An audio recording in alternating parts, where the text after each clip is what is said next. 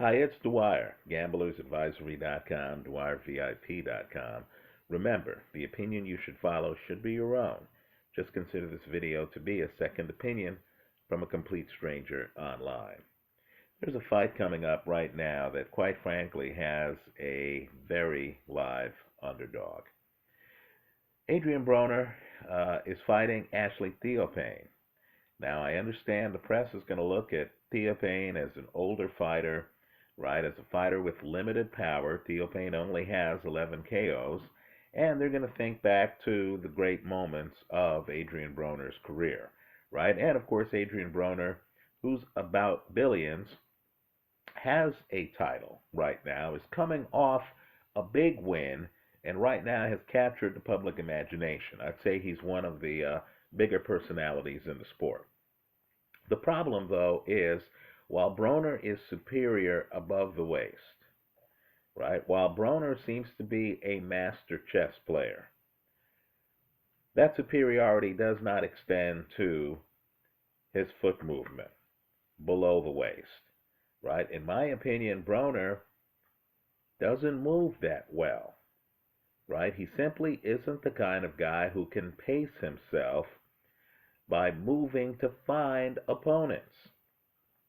Now, Theophane is a guy who, in my opinion, came awfully close to beating Danny Garcia, right? If you look at that fight, and it's a fight from a few years ago, you're going to notice that Theophane takes away Garcia's power, makes Garcia look limited, right? As longtime subscribers know, I view Garcia as a mid-range hooker, right? Ashley Theophane literally takes away Garcia's bread and butter, right? He's a boxer who knows how to disarm world-class opponents.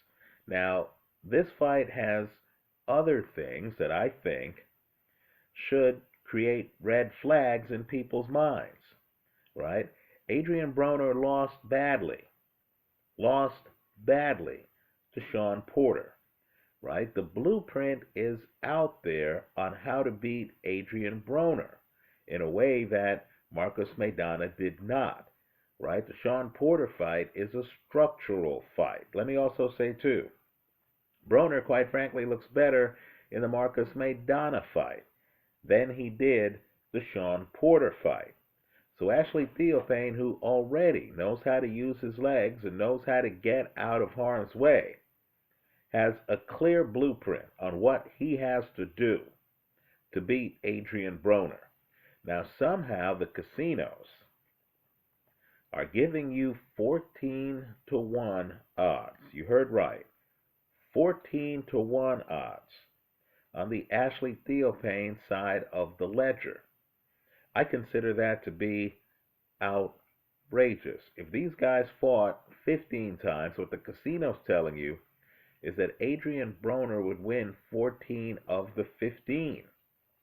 I'm not buying it because I view Broner as too limited in terms of his legs, right? Let me point out, too, that you could do a lot of things to prepare for a fight, but it's very hard to teach yourself to move faster for 12 rounds, right? Understand your construct, is a delicate thing. It's a delicate balance. If Adrien Broner suddenly tries to move around the ring to keep up with Ashley Theophane, he's going to wear himself out. He's going to lose stamina in the second half of the fight. He's going to lose some of the later rounds. So the bet I'm recommending is Ashley Theophane simply to win the fight. Hedge with Adrien Broner by KO. Now, let me just make one point here. Understand, Ashley Theophane is extremely hard to stop, right? So what I'm really saying here is that Broner is in trouble. The people advising Broner have picked the wrong opponent here, right? If Broner doesn't get a KO, then you're talking about a prohibitive favorite, having a very hard time chasing down a guy who can operate on his back foot behind a jab, right? Understand, that's Theophane's bread and butter, right? Theophane's also a pretty good counterpuncher, right? If you're looking for value, I hope you stop by this fight. I like Theophane to win, hedged with Broner by KO. But understand the risk involved. If this fight goes the distance, and if the prohibitive favorite, Adrien Broner, wins the fight, then you lose it all. That's how I see it. Let me hear from you. Leave your comments for me here online. Visit us at gamblersadvisory.com. Thanks for stopping by.